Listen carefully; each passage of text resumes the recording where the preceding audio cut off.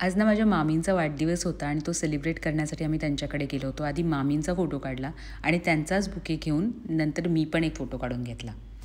मग औक्षण केलं, केक कट केला आणि आम्ही उज्ज्वला आंटींच्या फार्म हाऊसला गेलो होतो.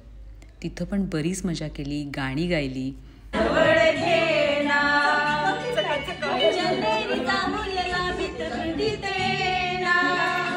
जवळजवळ आज 4 केक कट केले. खूप हसलो, भरपूर केक खाल्ला. तिथे ट्रॅक्टर होता तर त्यावर बसून आरचीसारखा एक फोटो पण काढला. भारी ना? कधी कधी ना आपल्या लोकांसोबत आपण असलो ना तर वेळ कसा जातो कळतसुद्धा नाही. तसाच आजचा दिवस मस्त गेला.